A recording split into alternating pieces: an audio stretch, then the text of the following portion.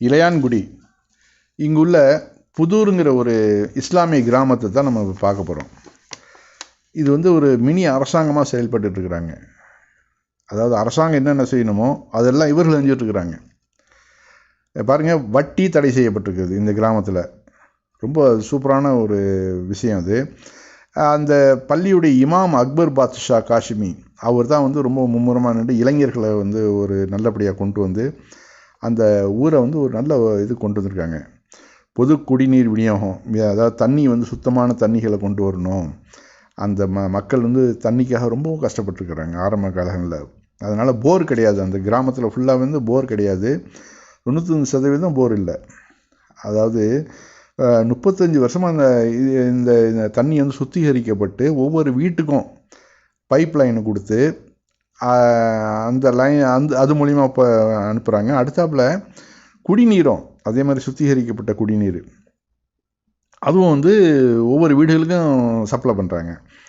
இதெல்லாம் வந்து சொல்லும் போது நமக்கு ஆச்சரியமாக இருக்குது பார்க்குறதுக்கு. அதே மாதிரி டியூஷன் சென்ட்ரு மேலே வந்து பாருங்கள், சூப்பராக அமைக்கப்பட்டு பள்ளி மேல் தட்டில் வந்து அதை வந்து டியூஷன் சென்டராக மாற்றி அங்கே வந்து கிட்டத்தட்ட நிறைய பிள்ளைங்க வந்து படிச்சுட்டு போகிறாங்க. அதாவது ஈவினிங் டயத்தில் வந்து படிச்சுட்டு போகிறாங்க. இதெல்லாம் வந்து இளைஞர்கள் நினச்சா எதையும் சாதிக்கலாம் அப்படிங்கிறதுக்கு இதெல்லாம் ஒரு எக்ஸாம்பிள். இப்போ வந்து இந்த பள்ளியை சுற்றி 4 மோட்டார் பம்பு போட்டு அதில் பம்ப் செய்யப்பட்டு அனைத்து தெருக்களுக்கும் அந்த தண்ணீர் விநியோகத்தை கொண்டு செல்கிறாங்க. இதெல்லாம் வந்து ரொம்ப ரொம்ப ஆச்சரியமான விஷயம். அப்புறம் வந்து புதூர் பெரிய பள்ளிவாசல் சிறுவர் விளையாட்டு பூங்கா பாருங்கள், பள்ளிவாசல் நிர்வாகம் எப்படி வந்து செயல்படுறாங்க பாருங்கள். அந்த பள்ளிவாசலுக்கு சொந்தமான இடத்துல பெரிய பள்ளிவாசல் சிறுவர் விளையாட்டு பூங்கா ஒன்று அமைச்சு அதில் வந்து பிள்ளைங்கள்லாம் வந்து நல்லபடியாக வந்து விளையாண்டுட்டு போகிறதுக்கு வசதி செஞ்சு கொடுக்குறாங்க. இந்த தண்ணி பிரச்சனைன்னு சொல்லும் போது அந்த இளைஞர் என்ன சொல்கிறார் அப்படின்னாக்க, நாங்கள் ஸ்கூல் விட்டு வரும்போது எங்கள் வீட்டில் வந்து எங்கள் அம்மா வந்து வெயிட் பண்ணி நிற்பாங்க. தண்ணியை கொண்டு வந்து குடி தண்ணீர் கொண்டு வரதுக்கு நாங்கள் 2 கிலோமீட்டர் வந்து சைக்கிளில் போய் 3 கிலோமீட்டர் சைக்கிளில் போயிட்டு தண்ணி கொண்டு வருவோம். அந்த மாதிரிலாம் நாங்கள் கஷ்டப்பட்டோம் ஒரு 15 வருஷம் 20 வருஷத்துக்கு முன்னாடி. இப்போ அந்த மாதிரி சிரமங்கள்லாம் இல்லாமல் நாங்கள் ரொம்ப அதாவது பிளானிங் பண்ணோம், அவ்வளோதான். இதில் வந்து சென்னையில் இருக்கக்கூடிய இதே புதூர் இளைஞர்கள் வந்து சென்னையிலே இருக்கிறாங்க. அவர்கள்லாம் வந்து சேர்ந்து பணத்தை வந்து அனுப்புகிறாங்க மாதம். எல்லா பள்ளிவாசலுக்கான இடம் வக்பு சம்மந்தப்பட்ட இடம். அது வந்து சிறுவர் பூங்காவை அமைச்சு சிறுவர்கள் சிறுவர்கள் மற்றபடி பெண்கள் கொஞ்சம் வயசில் மூத்த பெண்கள் கூட, அதாவது 7, 8 இது மாதிரி பிள்ளைங்கள்லாம் வராங்க. ஆண்கள் அனுமதி கிடையாது. சிறுவர்கள் பெண்கள் இவங்க வந்து இந்த விளையாட்டு வந்து அவங்க வந்து ஜாலியாக ஒரு டைம் பாஸ் பண்ணிட்டு போகிறதுக்கு இதெல்லாம் வசதி பண்ணி கொடுக்குறாங்க. அதே மாதிரி அரசு பள்ளியில் வந்து கிட்டத்தட்ட ஆரம்ப காலத்தில் 25 பேர் தான் இருந்திருக்கிறாங்க. ஆனால் இவங்க வந்து முயற்சி பண்ணி அந்த 25 வந்து இப்போ வந்து 125 200 பிள்ளைங்கள்கிட்ட வந்து படிக்குது. இதில் பெரிய ஆச்சரியம் என்னன்னாக்க, பக்கத்து ஊர்களில் இருந்த இந்து கிராம பிள்ளைகள்லாம் வந்து இங்கே படிக்கிறாங்க. அங்கே பாருங்கள், ஒரு அரசு பள்ளி மாதிரியாக இருக்குது. ஒரு ப்ரைவேட் பள்ளி கூட இந்த அளவு பெயிண்டிங்லாம் பண்ணி அங்கே பிக்சர்கள்லாம் வரைஞ்சி ஒரு நீட்டாக வச்சுருக்க மாட்டாங்க. இங்கே மாதம் 1000 2000ன்னு பணம் வசூல் பண்ணி நடத்துகிறாங்களே ப்ரைவேட் ஸ்கூலு, அங்கே கூட இவ்வளோ நீட்னஸ் இருக்காது. ஆனால் இவங்க அரசு பள்ளியை வந்து அரசாங்கத்தில் வந்து கோரிக்கையெல்லாம் வச்சு அது எப்போது வர்றபடி வரட்டும் அப்படின்னு சொல்லிட்டு இவர்கள் வந்து தாங்களாக முன் வந்து எல்லாத்தையும் பெயிண்டிங் பண்ணி எவ்வளோ நீட்டாக வச்சுருக்குறாங்க பாருங்க. அதே சமயத்தில் மரங்கள்லாம் வளர்த்து நிழல் தர்றது மாதிரி ஒரு சுகாதாரம். அந்த மரங்கள் இருந்தாக்கவே அந்த ஏரியா வந்து காற்று வந்து சுத்தமாக இருக்கும். பிள்ளைங்களுக்கும் எந்த ஒரு வியாதிகளும் வராது. எவ்வளோ அருமையான திட்டம் பாருங்கள். பார்க்குறது ரொம்ப ஆசையாக இருக்குது. நம்ம ஊரில் நம்ம கிராமங்கள்லாம் இதே மாதிரி ஏற்பாடு பண்ணணும். அந்த பள்ளியில் பாருங்கள், இங்கேயும் வந்து ஒரு பெயிண்டிங் எப்படிலாம் பண்ணி வச்சுருக்குறாங்க பாருங்கள். இது அரசு பள்ளின்னா நம்ம ஆச்சரியப்படுவோம். டைல்ஸ்லாம் போட்டு அந்த மரங்களை கூட வெட்டாமல் மரங்கள் நிழல் தரது மாதிரி அமைச்சு இதெல்லாம் செஞ்சிட்ருக்குறாங்க. அந்த பெயிண்டிங்லாம் பாருங்கள். இதில் பெரிய ஆச்சரியம் என்னன்னாக்க, வெறும் முஸ்லீம்கள் மட்டும் இங்கே வந்து பலன் பெறலை. பக்கத்து கிராமங்கள்லேருந்து இங்கேருந்து இலவச வேன் அனுப்புகிறாங்க. இலவச வேன் அனுப்பிச்சு அந்த பிள்ளைங்களுக்கு அதாவது ஷூ, யூனிஃபார்மு, புக்ஸு எல்லாமே இவர்கள் கொடுக்குறாங்க இலவசமாக. அந்த பெண்கள்லாம் அங்கேருந்து வந்து ஒரு 5 கிலோமீட்டர் 7 கிலோமீட்டர் தூரத்துலேருந்துலாம் இருக்கக்கூடிய சிறு சிறு கிராம மக்கள்லாம், ஹிந்து கிராம மக்கள்லாம் வந்து தங்களுடைய பிள்ளைகளை அனுப்புகிறாங்க.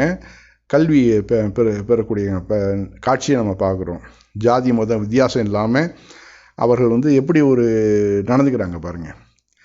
அதாவது இவர் தான் இமாமு, அந்த பள்ளியோட இமாமு.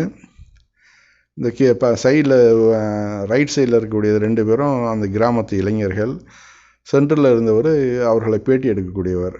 அவருடைய யூடியூப் தளத்திலேருந்து தான் நான் எடுத்து அந்த ஸ்டில்களை எடுத்து அதையே அப்படி நான் வந்து கொடுக்குறேன். இப்போது அவருடைய யூடியூப் சேனல்லேருந்து அதை வந்து ஸ்டில்லு ஃபோட்டோக்களை எடுத்து நான் கொடுக்குறேன். அதை எல்லாம் பாருங்கள், பலன் பெறுவது ஃபுல்லாக வந்து எல்லாமே வந்து அதிகமாக இந்து குடும்பத்தை சேர்ந்த பிள்ளைகள் வராங்க. இங்கே இஸ்லாமிய குடும்பங்களும் இருக்குது, இந்து குடும்பத்து பிள்ளைகளும் இருக்கிறாங்க. அதே மாதிரி உள்ளே வந்து பாருங்கள், எவ்வளோ டிஜிட்டல் முறையில் அதை வந்து அந்த ஸ்கூல்லாம் எப்படி கொண்டு வந்திருக்காங்க பாருங்கள். ஸ்க்ரீன்லாம் வச்சு நம்ம ஏதோ வெளிநாட்டில் இருக்கக்கூடிய ஸ்கூல் எப்படி இருக்கும் அந்த மாதிரி லெவலுக்கு அவங்க கொண்டு வந்திருக்கிறாங்க. இதெல்லாம் பார்க்குறது ஆச்சரியமாக இருக்குது. ஒரு கிராமத்தில் இப்படி ஒரு ஸ்கூலாக, அதுவும் இங்கே அரசு பள்ளி, ப்ரைவேட்டு பள்ளி கிடையாது நம்ம சொல்கிறது, அரசு பள்ளி எந்த அளவு கொண்டு வந்திருக்காங்க பாருங்கள். எல்லா பிள்ளைகள்லாம் அந்த ஸ்கூல் பேக் வைக்கிறதுக்கு தனியாக செப்பரேட்டாக இடங்கள் கொடுத்து அந்த பிள்ளைகள்லாம் வந்து ரொம்ப ஜாலியாக ஒரு வேண்டா வெறுப்பாக பள்ளிக்கு வராமல் அந்த பள்ளியுடைய சூழலை பார்த்தோன்னே அந்த பிள்ளைங்களுக்கு பிடிச்சி போயிடும். நம்ம வீட்டில் இருக்கிறதுக்கு இந்த ஸ்கூலில் வந்துடுவோம் அப்படின்னு வந்துடுவானுங்க. அதுதான் நம்ம இங்கே வந்து பார்க்குறோம். இது வந்து ரொம்ப ரொம்ப ஆச்சரியமான ஒன்று. இப்போ அரசியல் நிலைகளில் வந்து எப்படி கொண்டு வராங்க, முஸ்லீம்கள் பெரும்பான்மையாயிட்டாக இந்துக்கள் வந்து பெரிய பிரச்சனைகள் வந்துடும் அப்படின்லாம் சொல்கிறாங்கல்ல, அவர்கள் நிம்மதியாக இருக்க முடியாதுன்ட்டு.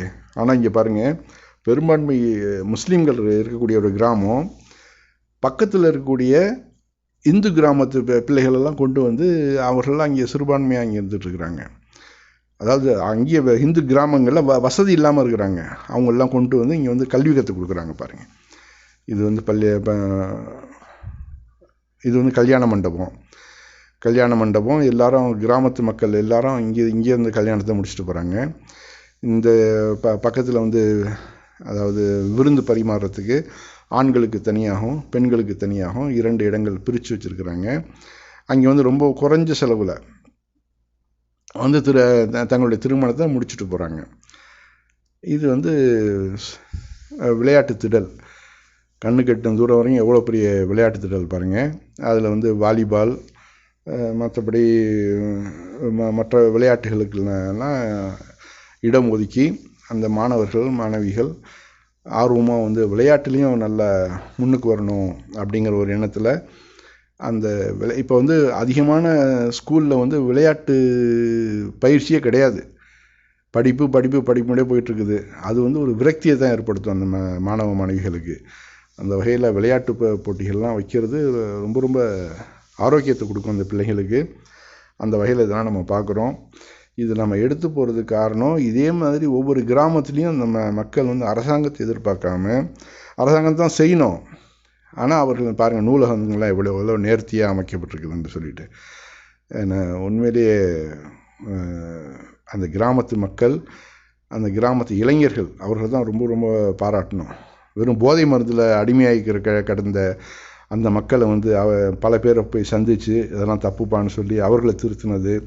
அதே மாதிரி வட்டியில் மூழ்கி இருந்த கிராம மக்களை போய் பிடிச்சி அவர்கள்ட்டலாம் அட்வைஸ் பண்ணி அந்த வட்டிக்கு கந்து வட்டி கொடுக்குறான்ல அவனை பார்த்து இனிமேல் இங்கே வராதப்பான்னு சொல்லி அவனுக்குள்ள பணத்தெல்லாம் இவர்களே கொடுத்து அவனை வந்து கிராமத்துக்கு இனி வராத அப்படின்னு சொல்லி அவர்கள், ஏன்னா அவனும் நஷ்டமடைவான்ல வட்டி தொழில் பண்ணுறவன், அதனால் அவனுக்கு அந்த காசெல்லாம் கொடுத்து அவனுக்கு செட்டில்மெண்ட் பண்ணி இவர்களுக்கு அட்வைஸ் பண்ணி இனிமேல் வந்து வட்டிக்கு வாங்காதீங்க, உங்களுக்கு வேண்டாம், இங்கே வட்டி இல்லா கடன் நாங்கள் கொடுக்குறோம் அப்படின்னு சொல்லி அந்த கிராமமே இப்போ வட்டி இல்லா கடனை கொடுக்குறத பார்க்குறோம். உண்மையிலேயே ஆச்சரியமாக இருக்குது.